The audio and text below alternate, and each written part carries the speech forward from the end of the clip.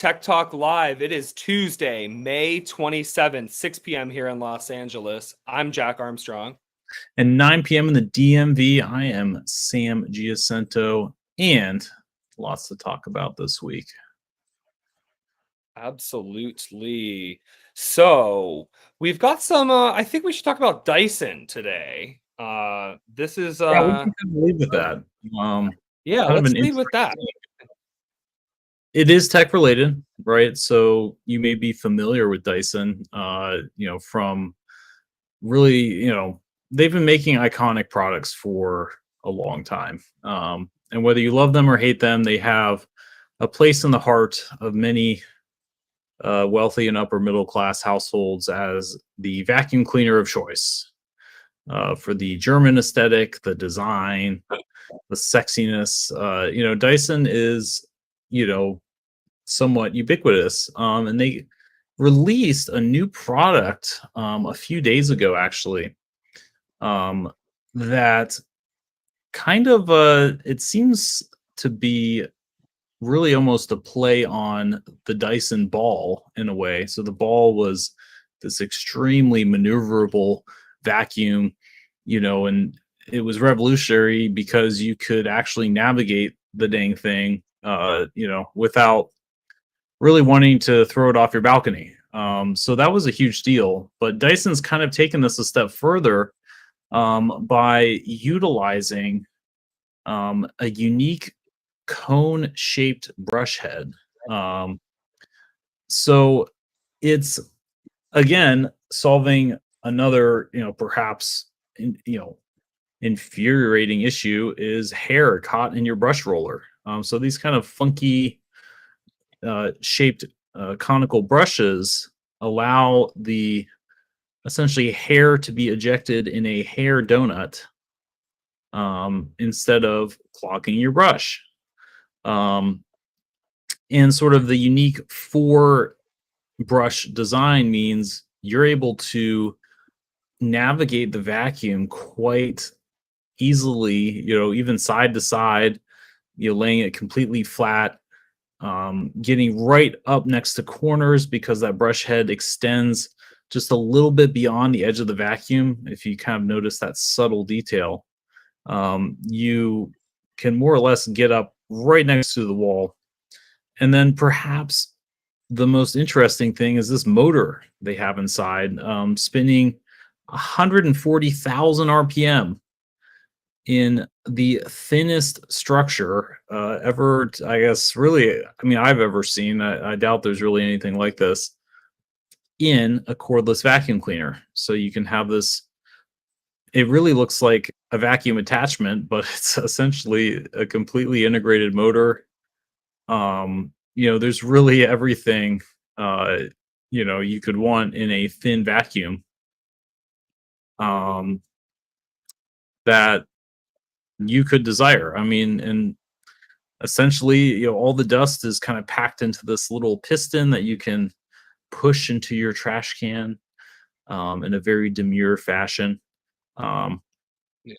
So it's quite intriguing. I don't know if you've seen this, Jack, but a lot of innovation in the motor department. Simply because this is a pretty high speed. Going back to the 140,000 RPM. It's a very high speed to have an impeller, or really anything rotating. Your average F1 car is going to sit maybe 14 to 16,000. So this is about 10 times that in a vacuum cleaner. So it's very much, I'm curious to see how it works, but hopefully it does suck. Literally. So. Literally.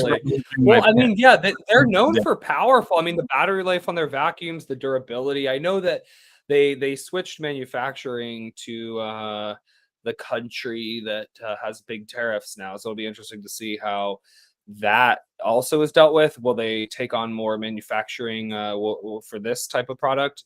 But yeah, no, this is really cool. Obviously, innovation in something too.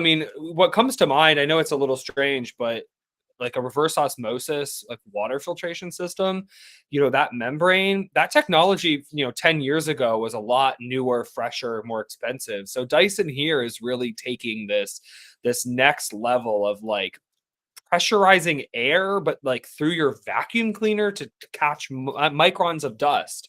And yeah, I mean, you would expect something like this, yeah, to be a powerful vacuum that cleans extremely well. And people don't want that dust spewing back out. So that, if you can prove that it's truly being trapped by the membrane in the vacuum, but then also again, it can't delay the exhaust, if you will, right? Like, so the design, Dyson is always pushing the limits, and of course with the headphones recently too. I haven't seen any of those in the wild, so I guess they're not I super haven't seen popular. a single person with them actually, but that's actually pretty But funny. Yeah, the personal space creator. yeah, So yeah, I mean they're known for their wacky, I mean they're designers and engineers at heart, it seems. And maybe a little bit of artistry in there. Did anyone want a stick, a really thin vacuum? Maybe. But it certainly seems maneuverable. And I think that's a huge, maneuverable and rather, petite. So you can kind of just move it around, obstacles. And I mean, it could be the next Dyson ball in a way. yeah. Well, So that vacuum, yeah, I mean, was powerful, but like I think this is combining battery technology of our modern world. This is combining, brushless motor technology has really accelerated a lot. I know we talk more about, wireless and phones and processors and stuff, but again, the motor was an innovation that, whether it's a fan or a vacuum or even your refrigerator or your air conditioner, I mean, there's motors and in everything really. So I think that technology's evolved a lot too. I mean, I know in the UK, you also have the rockets that they're doing there to make those suits, those literal flying suits, the like Iron Man looking ones. So I mean, but again, like Dyson's doing the same thing. Like even the supersonic hair dryer. I mean, that is really pushing air quickly to dry, hair, half as quickly. I mean, again, it's like, and it's a durable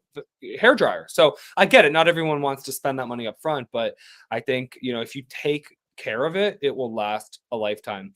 So yeah, it'll be interesting to see. I agree with you. Interesting. Does Dyson suck, or does it suck air powerfully? we'll have to find out. And honestly, Joke. Yeah, we'll find out. I mean, this is an announcement for now, so coming soon. You can sign up at their website if you're interested. Yeah. Pricing was kind of one detail they left out, at least of the keynote. I actually watched it on YouTube. I want to say I actually watched it live because I was up randomly at like 1 a.m. in the morning, but it was in Japan, I believe. It was Cool. just it was a vacuum keynote in a way. So a lot of people were excited to really hear somebody passionately talk about a vacuum for 10 minutes in sort of this kind of weird Apple-esque. If anything, it had more of the magic than the Apple events do, because they were genuinely selling you on liking the product and not just another stupid memoji feature that nobody really wants, and it's even harder to sell. So it really was a breath of fresh air in that way, because you could tell they were passionate about what they've created and they enjoyed using it, which is kind of like for a lot of products that are just kind of pushed out, that that sort of passion doesn't exist, or at least is a little bit more rare these days. So check it out. I probably won't need a one in particular, but if I I don't know, I mean, it also looks cool. they can only make these so expensive. I mean, is someone going to pay more than $2,000 for a vacuum? I mean, there's a limit. I mean, like 500 is already, for a lot of their products, probably an average that people pay. 1,000 maybe. But like come on, it's a vacuum. I mean, again, if it's the last vacuum you'll ever need to buy, you know, they love saying that unless you're obsessed with upgrading your Dyson every year. Well, unless you're obsessed with upgrading your Dyson vacuum to the newest model. I mean, it's crazy though. Like, it's cool to see what they're doing, but yeah, I definitely think it will be fascinating to see when it comes out how much it is as well. So should we pivot to OpenAI's I/O partnership announcement, also acquisition? It's a little confusing. How do we define such news? Like, what are we considering this?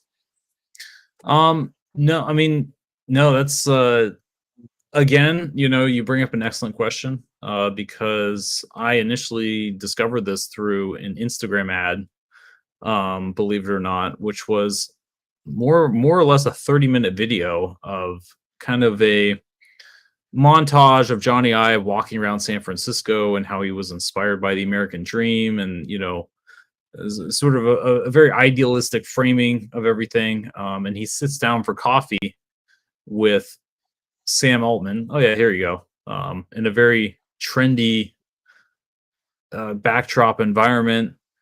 And they essentially talk about, in very vague terms, essentially AI is quite a revolutionary technology and what it can accomplish, and more or less the hardware. Sam uses the example of pulling out a laptop or pulling out a phone to ask ChatGPT about something in front of him or something he wants to know, and sort of how that paradigm of the medium at which we interact with the technology has not nearly changed as much as the technology itself. So that's kind of the big takeaway from all of that.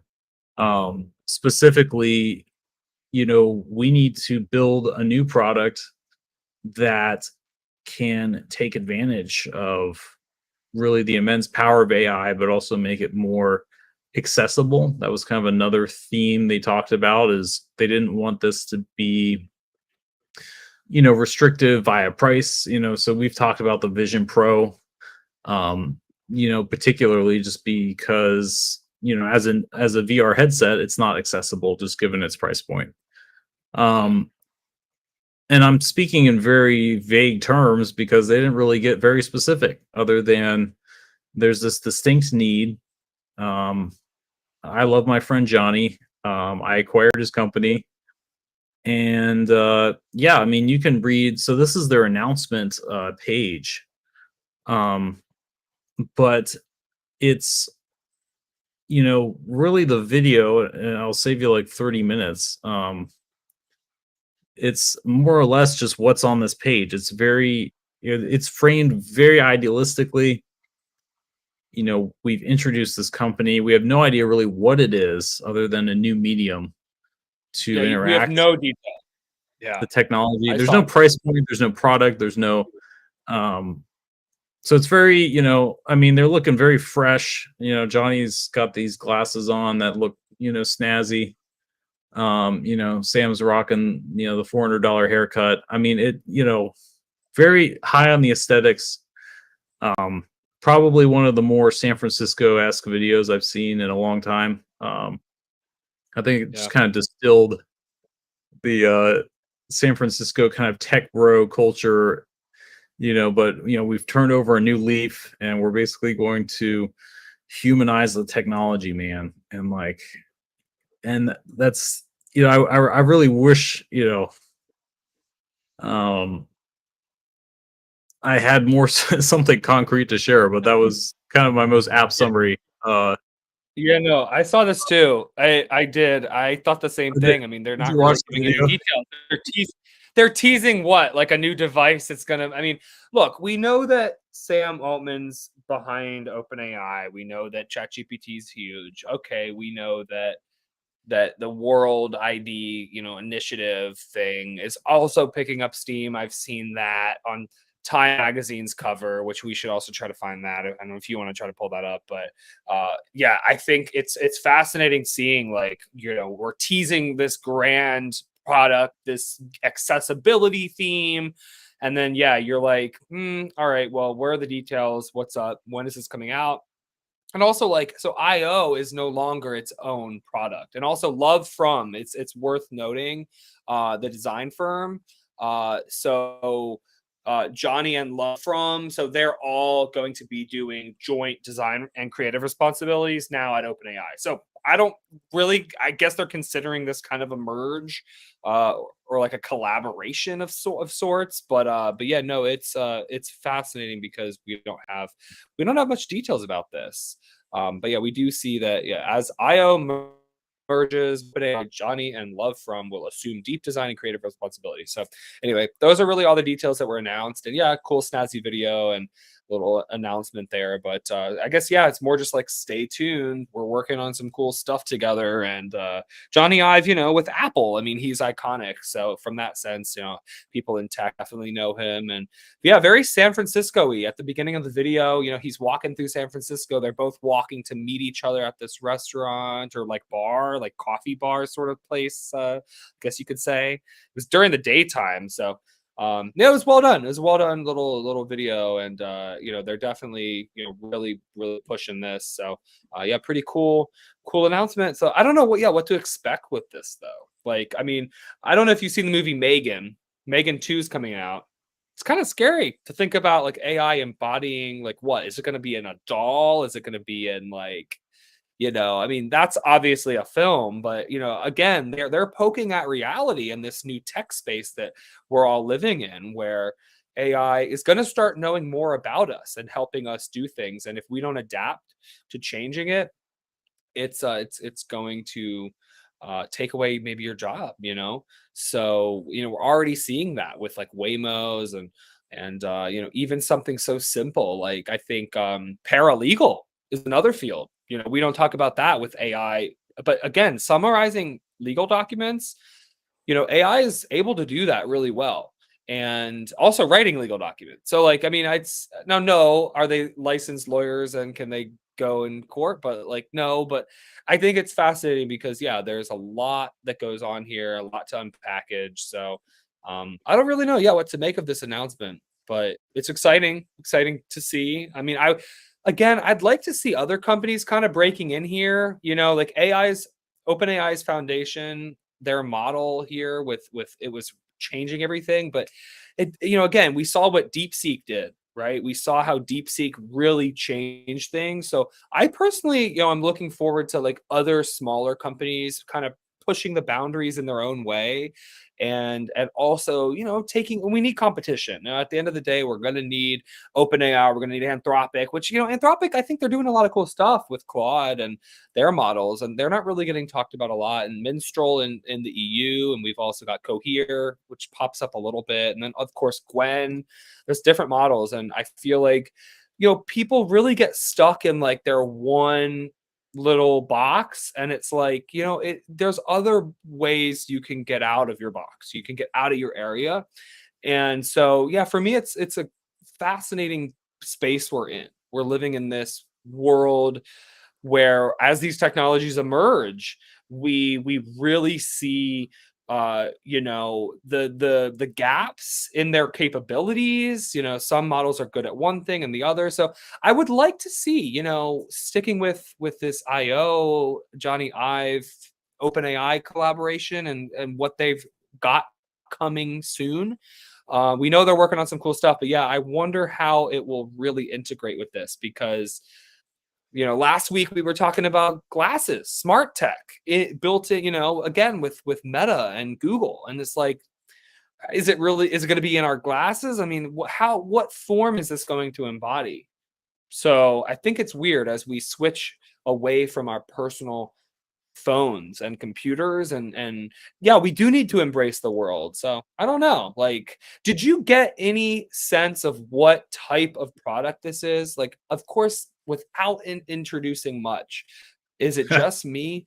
No, Like, what do you think? Like, did you yeah. jump to any conclusions? Like, of course, we don't know anything, but like, what do you think it could be?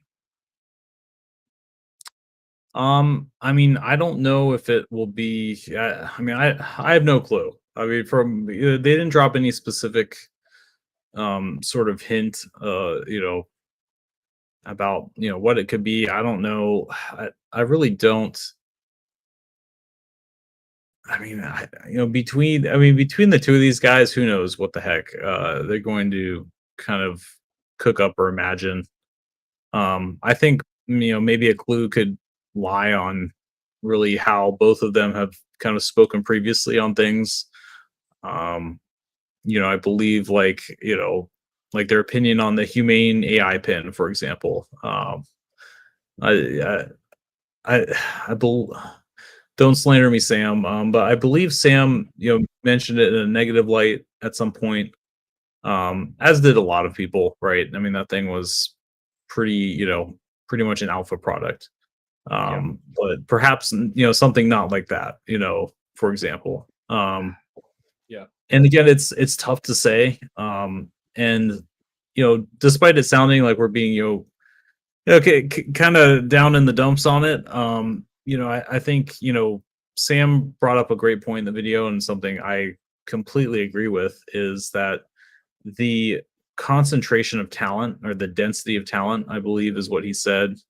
Between the two of those guys and really their specialized teams is incredibly high. This is you really couldn't have had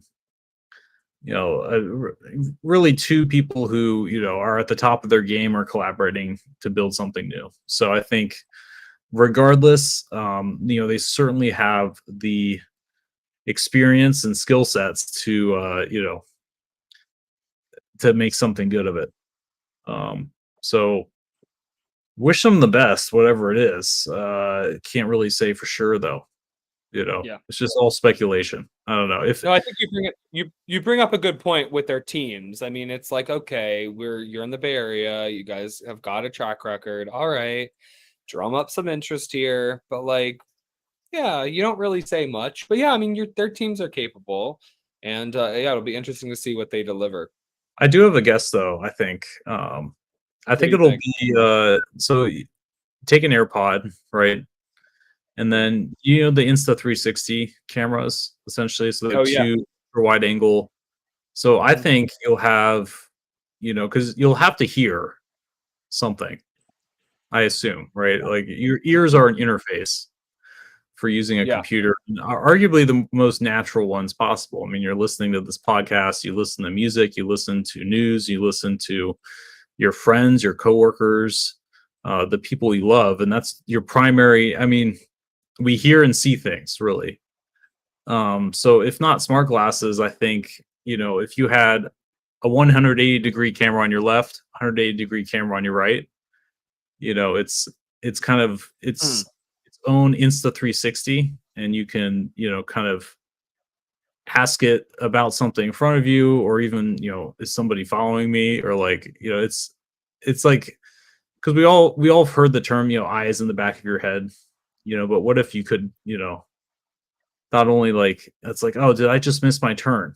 And it's like it'll look behind you to it just kind of opens up, because traditionally you would with your smart glasses you would like look around for the Yeah.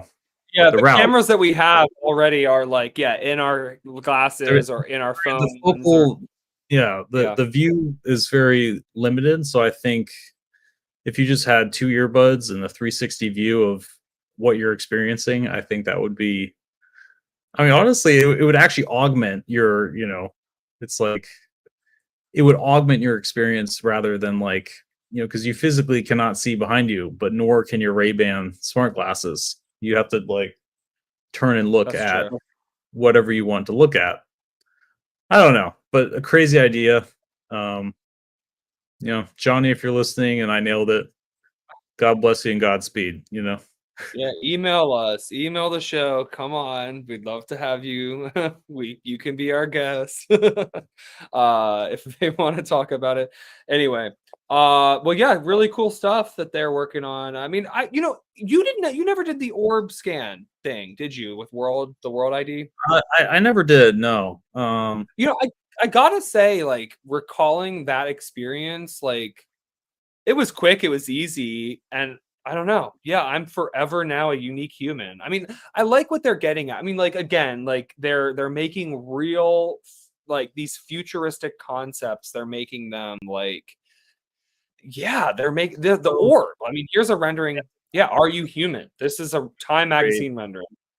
Yeah, what Jack is talking about, Sam Altman's startup, essentially WorldCoin, um, will, I believe it's an iris scan, but there's some, unique biometric characteristic that you're assigned, your identities, placed on the blockchain. I guess this is the Time magazine that's coming out next month. I guess maybe an article's come out already. But Sam Altman would like to assign you, yes, you, a unique identifier, which Yeah. in theory sound, yeah, I mean, it sounds scary. I mean, it's a great amount Sounds of power scary. to have. But one thing I don't think maybe you can necessarily argue with is, the necessity to really verify if who you're talking to is an actual, Human. living, breathing being. Yeah. That I think is more critical than ever. I can't say I disagree with his mission, but I think it's another thing to sort of be, and again, a lot of it's just sort of like, well, there's a distinct need and nobody else is doing it. Yeah. So why not me? But it's kind of scary to have something so important with so little attention, and there's basically one guy in town who's scanning your iris and basically, trying to really, because we kind of needed this yesterday. Yeah. I don't know, side tangent, but I don't know if you've seen Veo 3. Yep. Google's I latest. haven't Um, tried it yet, but I saw uh, that. They're me always neither. Seen the examples. That's all I need to, But oh yeah. the realism and the fact you can generate audio with accents and truly, I mean, we're getting to the point where, there are like small tells, but it's very, very convincing. I mean, the thing is, you're at the point where you have to know what you are looking for to. I believe we're way past, the point where a majority of the population could be convinced an AI generated video is real. And I think we're approaching like 80 to 90% to Yeah. say, like, is this a real video? Like, was this video created with humans? Well, we're definitely at that point. I mean, and I think it goes back to like the level of detail that you observe as your like okay, to break it really down into simple parts, right? Your eye before 4K TVs, 8K, whatever. You could tell it was an image, it just the resolution wasn't that clear. Well, now as generative AI models are creating pixels out of thin air, based on your prompt, based on its knowledge of the world, we are really at a whole nother level, which is really crazy because, like, again, I work in the drone industry. So I come from that film and television background where I see, the creative space, right? That you see like flying a drone. Well, you know what? Like that's already an aerial camera. And let's say, you take the New York skyline, right? Like that's in so many photos. That's in so many videos.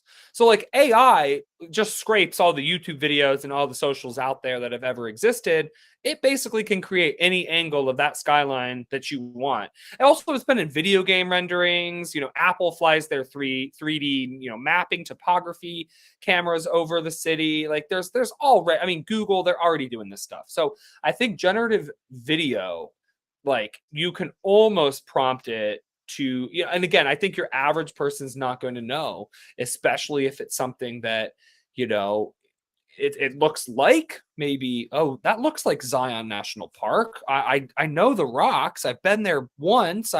But you don't know that angle. You don't know that area of the Colorado River. You don't know, where, in the Rocky Mountains you are. I mean, like, I just think there's so much of our world that's similar. And I think, yeah, like our video generation capabilities with generative AI, like I think it's going to fool people, and I think it's already here, and I think we already have to question it. Now, I do have to say, on the flip side, stock video sites, I mean, at least you're able to make something unique. But I guess now we're just making cool visuals. We're not really making real visuals. So, and that's okay. Like, there is a need to make something look cool. I mean, come on, Star Wars, Star Trek, cartoon shows. I mean, whatever it is, there's always filmmaking and entertainment has always been about creating an aesthetic that you play into as the audience, right? So I think now we're just doing it with computers. And look, at the environmentalist in me wants to talk, hey, this is going to save a lot of travel. This is going to eliminate a lot of unnecessary flights. This is going to eliminate a lot of, need for crews to fly around just to, do something simple, that now can be done with AI. Again, like, as immersive experiences become better, you're going to be able to put on your VR headset and go to the Louvre in Paris and be like, hey, that was an excellent experience. I don't even need to go anymore. Like, I mean, of course, if you're actually there, it's definitely, a different experience, but you can truly see and experience what it's like. And we already have the ability to do that. And they already have different museums that have partnered with, the VR systems, like the Quest. And the Quest 3's resolution is excellent. So is the Vision Pro. I mean, so we're already seeing, apps and of course, like, the 360 cameras are getting a lot more popular. And so I think we now have ways to share and immerse ourselves, whether it's generative AI, whether it's Veo 3, whether it's Kling. Also, don't forget, I think they're at 2.5. Last I checked. But yeah, they're impressive. Runway V4 is also here. So they're all kind of out doing very similar things and allowing filmmakers and content creators and whoever another option. And I do have to say, I liked Runway because of its consistency. I noticed that when I was playing around with Runway, it was a lot easier to use their interface. But hey, it's all kind of the same. I mean, again, training models on video, and then again, they're refining their libraries so that the aesthetics that are generated can be top notch and accurate, proportionally accurate. And so yeah, it's cool technology. No, and I thought you brought up an excellent point with the UI of Runway being, specifically better for that task, right? So a lot of, how we use the AI tool set and the power, can be unleashed through the user interface. So I think kind of the underrated and perhaps most quick to evolve, section of computing for AI will be the user experience. Because we have the models themselves becoming, very potently powerful. But we sort of have this very similar experience with the user interface. It's very familiar. It's very, it's kind of, oh well, we just put a file dialogue in there because that's what we've had. And like, I think it, in a way, it almost, you can't reinvent the wheel overnight, but it also, in a way, kind of undersells how powerful the technology is. It's like, Grok kind of has like a think button that you can toggle. It's like, the toggle has been around for, forever. It's just sort of like, it's a UI element you can turn on and off. There's no highlighting, just how unique really this functionality is and how incredible. I personally read through the thinking prompt, all the time on AIs that display it. I like to see their thought process, but that's really the only unique UI element that you get with, and as you mentioned with Runway, whatever UI element they're offering in particular, whether it be a storyboard or a script generator, something that, Veo probably doesn't have, despite it being perhaps, more powerful, possibly. I don't know. I mean, they're definitely, no, for sure. I mean, they're definitely, well, this is the advantage of certain models over others, right? I mean, yeah, you can see how one model gets to its conclusion. And yeah, I find that interesting too. But yeah, we'll have to keep an eye on the new updates to VO. And another thing, I know I know they're doing this just because there's no way that I don't think there's any way that there would be a case, but it's not really ethical though how they've reached their training. Like again, I guess you're paying. Okay, I guess let me rephrase that. I think there's no monetization yet for real creators who publish for AI usage. So like everybody who's uploaded a YouTube video in the last 20 years has basically probably likely maybe had some part of their video scraped to train their models. And this is something again, actually, you know what? No, that's too much content. But like again, even if they only did 5 or 10% of it, a small amount of it, again, we're already at a large level of intelligence, visual intelligence. So I think, is it ethical for Google to be using YouTube? I mean, I guess we don't even really know if YouTube makes a profit. Like, I know it's expensive to run that infrastructure. No, I mean, you bring up an excellent question. Likely the short answer is it ethical? Probably not. Is it legal? Absolutely. It's buyer beware. Yeah. Deep in the user agreement that you clicked agree on, is some provision allowing Google to store and use your data in perpetuity, unless you live in the EU or California, maybe, where there's specific exemptions in the law carved out. If you send them a letter at midnight on the second week of July to a PO box in San Francisco, they'll delete your YouTube video.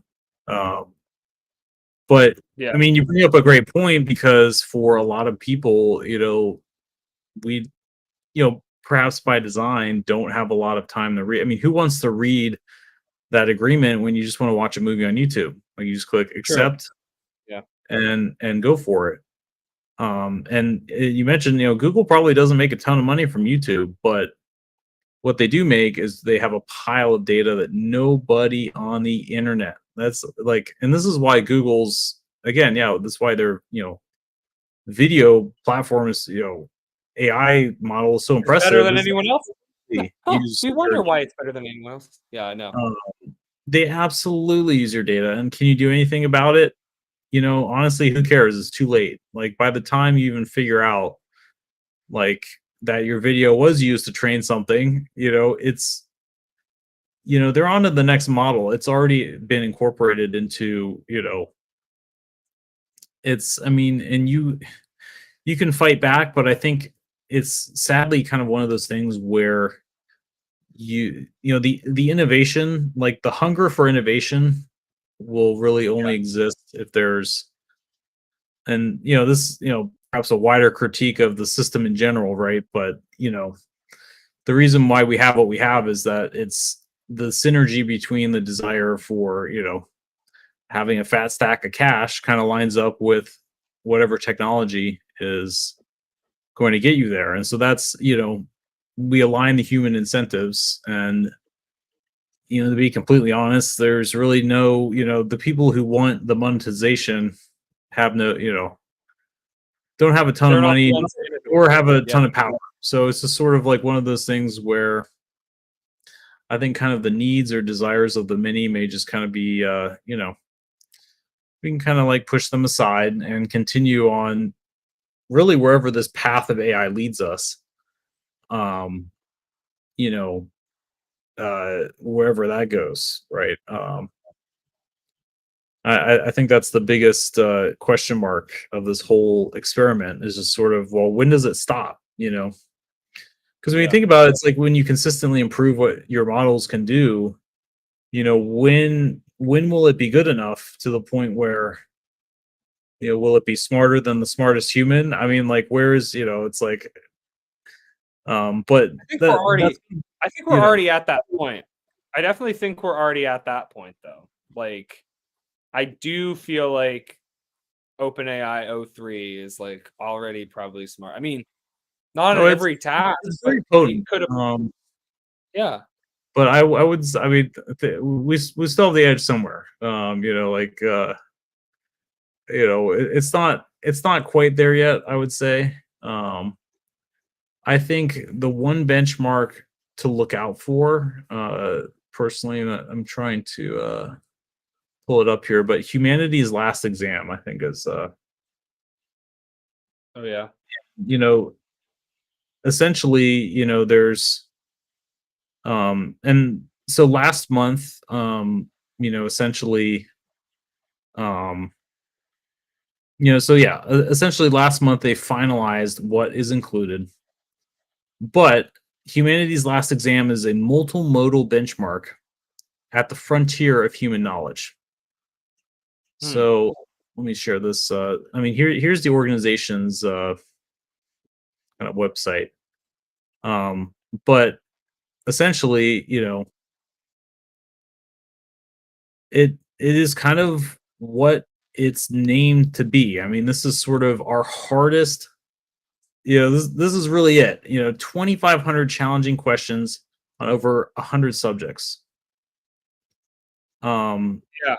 So it's something where it's like this represents the forefront of human knowledge.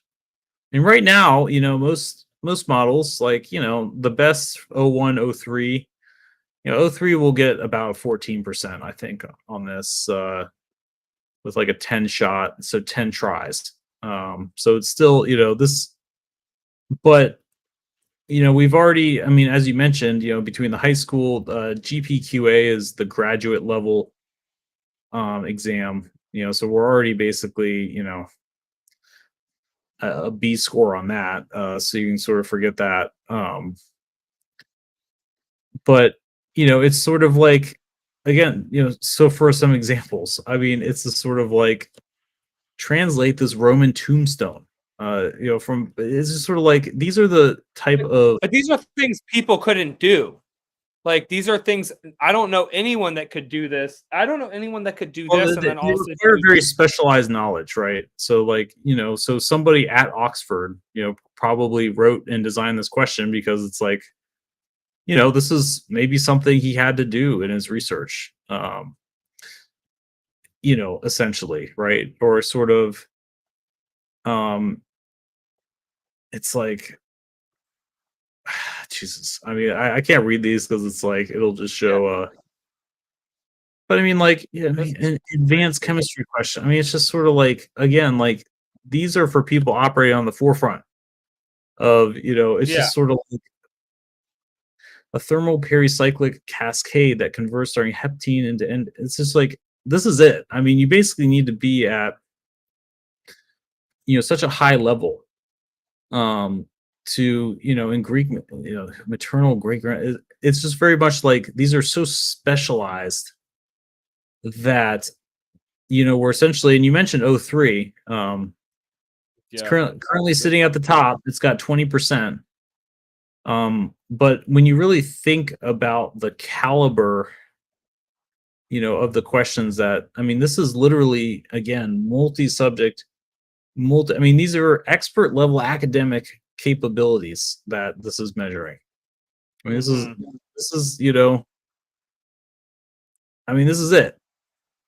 Like, this is quite literally, because if you think of something that can answer the questions in which the most specialized people in the field are proposing, then that's, at Yeah. that point, That's when you you really have know. to ask yourself, well, what happens when we don't need somebody to be, an expert in translating, these Roman tombstones? I mean, it's just sort of like That computer is can such do a it. random that is such a random way to, like, But yeah, it's judge a so model.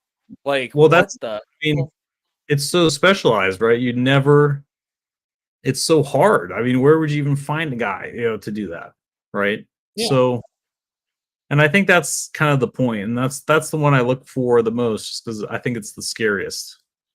Because Yeah. when we get there, like I don't know, like what am I better at than like a very few select people who are professors at the top research institutions of the world? Nothing. Okay, I mean, it's just sort of like So what AI about will our be better. average AI will Joes? be better, yeah, than all of them. You Yeah. know, I so don't know.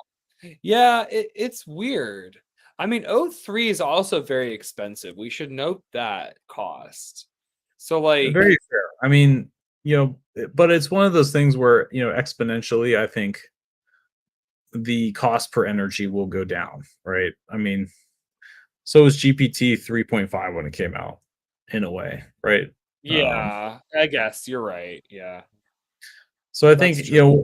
we are at the forefront of like that's kind of the maximum like you know it'll ever be essentially.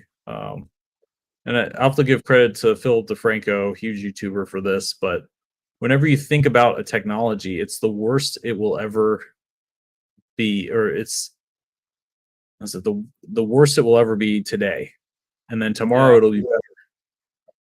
So it's like every day, and every time a new model comes out, this is the new floor of what So like, I mean, yeah, like remember when people were like, 9.11 is bigger than 9.9. ChatGPT will never replace us. People still hold this misconception. It's actually quite incredible. I mean, most people are like, yeah, ChatGPT doesn't even know the difference between a number. Like, I have nothing to be worried about. Well, like that was like it was like an eternity ago. I don't know if you remember that, but it's just sort Yeah. of like 6 months ago, a year ago. Oh I don't know. yeah, no, for sure. No, I mean, you're right. I mean, ChatGPT is still extremely new. Just all AI in general, really is. So, yeah, I mean, it's pretty crazy. I think you're right.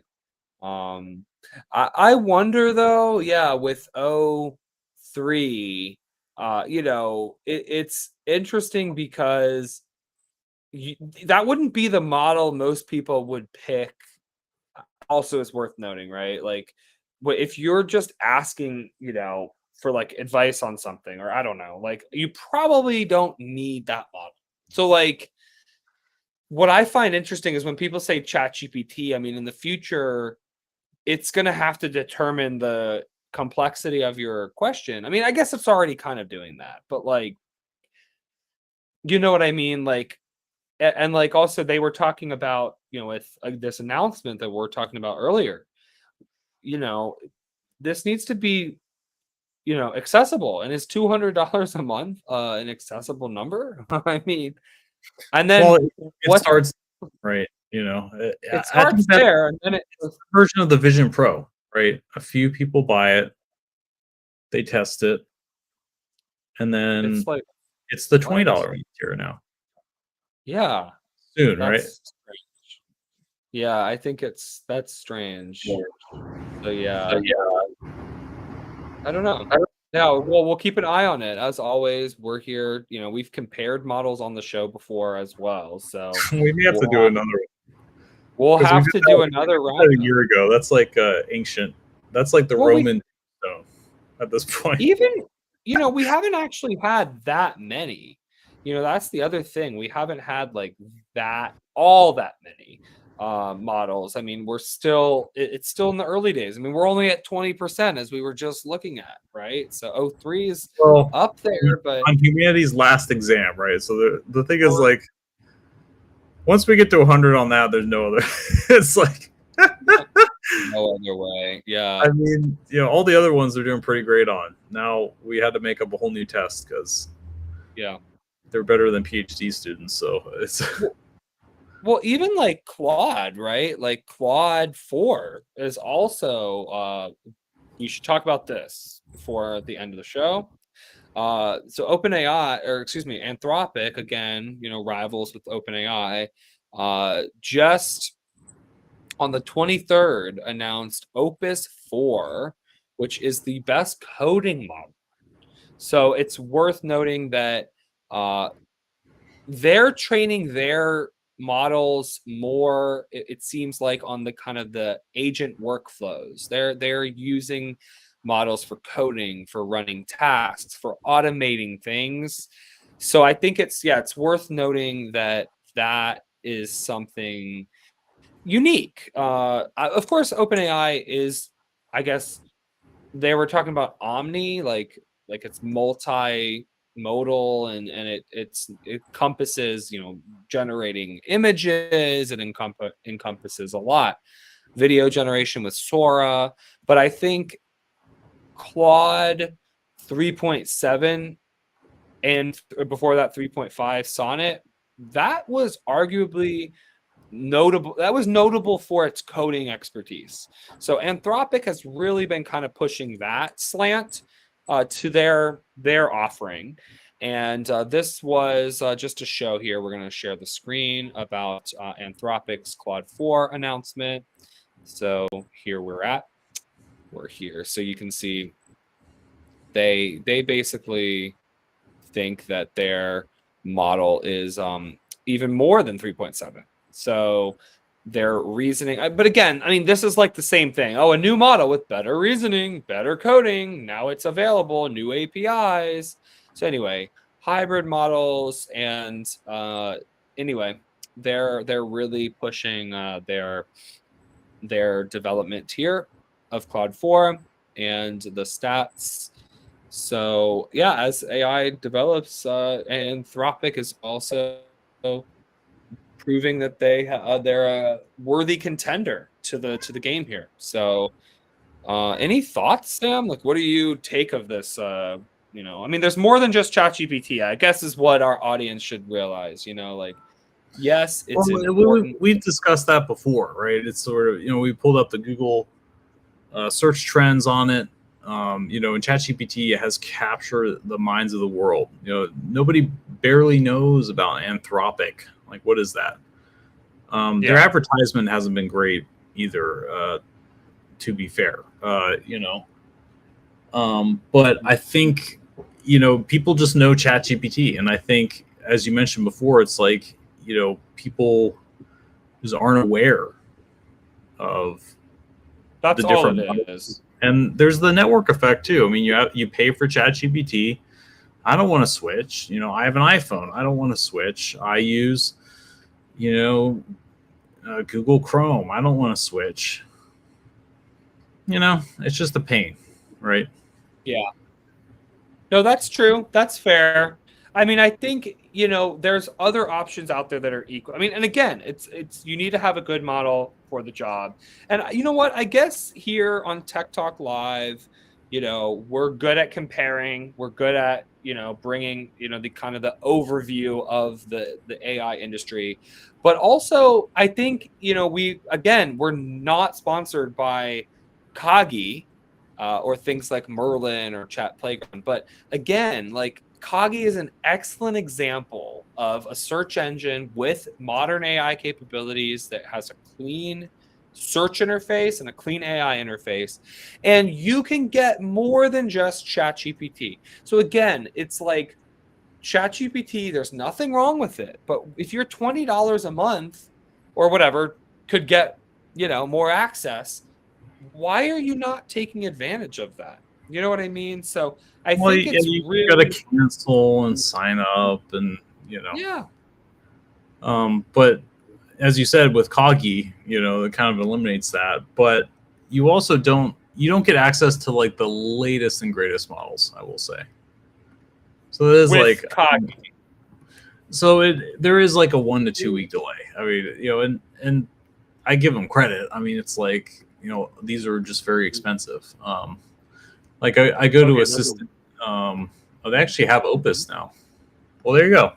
I ate my words. KOGI is why do I doubt you, KOGI? You know. I mean, look, like again, we talk about them a lot, and they already added it. Like, I mean, that's crazy. I mean, they got to be losing money on that. It's actually pretty expensive. Claude 4 Opus right here. I mean, look, but they have a great offering, and they know it, and yeah, they should be proud of what they're doing. But again, it goes back to, you know, are we just going to ChatGPT is not the only option, and neither is Claude. But do you really have to do, you know, again, does the average person need to subscribe to all of them? No, you just need something like KOGI that gives you access to all of them for a low price. So it's really not rocket science. I don't know why it's not discussed more. But again, it blows my mind when people don't understand these aggregators or whatever we're calling them. So it's just like, wow, this is crazy, you know, like truly. So anyway. I see. So yeah, to kind of answer, so I'm looking at the KOGI pricing now. So you have an option for KOGI Assistant with standard models for $9 a month, or for $22.50 a month, you can access all the big bad boys, including Claude 4 Opus already with extended And thinking. that's a steal. When you really think about it, that is incredible. I mean, ChatGPT Pro is 20, and that doesn't include Anthropic's Claude. That doesn't include DeepSeek's premium models, or like even right there, like you're already winning. Plus an ad-free search engine. So anyway, we're not plugging this. This is just we're not an advertisement for KOGI. It's just incredible. Truly, I'll plug KOGI. I like it, you know, personally. We love them. No, but we're just saying, like, we don't mean to sound too salesy, but it's just like, wow, like, why are you not doing this? This is KOGI, but I guess since I'm signed in, can you see my screen here? Or it was just yeah, this is KOGI. But this doesn't really. This is what it looks like. So like, you know, it's essentially Google if Google were still good. I mean, that's really just sort of like look at that. You get what you want at the top of the web page instead of a bunch of garbage. I mean, it's just sort of like it really is like it's all I ever wanted in a search. Just show me what I'm looking for. You know, it's incredible. I know. Plus AI. So anyway, it just blows me away. I mean, like, again, ChatGPT Pro, like, go for it. But, like, you're limiting yourself. And, like, people just, I don't know why they don't open their brains. And also the KOGI mobile is, like, really good. You know, again, like, that's, like, pretty optimized. And look, I'm predicting they come out with their app very soon. Again, like, their native app, probably already in the works. They already have it on Android. So, you know, I think it's coming. And then it's only a matter of time before more search functionality. But again, they're not trying to be a web browser. They already have Orion. So it's like, you know, what is the KOGI mobile app going to be? I mean, come on, just go in your web browser. It's not that hard. So anyway, I mean, again, everything doesn't have to be an app. I guess it's also a reminder for that. And it blows me away, you know, again, like everyone's, oh, is it an app? Oh, it's not an app. Oh, you don't want it since it's not an app. It blows me away. You know what I mean? Like people complain about there being too many apps. They don't want it if it's an app or not an app. And then now it's like, oh, you don't have the app, so I don't want it. It's like, okay. Yeah, it's exactly. It's just an excuse. So it's like, all right. I don't know. It's like, oh, I hate apps. Yeah, I don't like apps. Oh, I like apps. I don't like apps. But you're missing out. You know, if you don't use KOGI, you're missing out. It's worth paying for. It really is. I mean, come on. Netflix is getting more expensive. AI is a powerful tool these days. And, you know, you're getting a lot for what you're paying for. And it'll make you more productive. And, yeah, you know, I think it's a great option. So, anyway, we're here every Tuesday. This was a packed episode. Lots of AI. As always, these days, we'll every week, really. I mean, a weekly, it's barely enough to keep up every week. You almost need like but I can't do it every day. But the week keeps us sane, you know? I know. Absolutely. Well, we're here. Don't forget to visit us on the web, techtalklive.xyz. Catch up on past episodes. Sign up for our email list. And catch us anywhere you get your podcasts. We're live every Tuesday, 6 p.m. Pacific, 9 p.m. Eastern. So we're here. Signing off and talk to you all next week.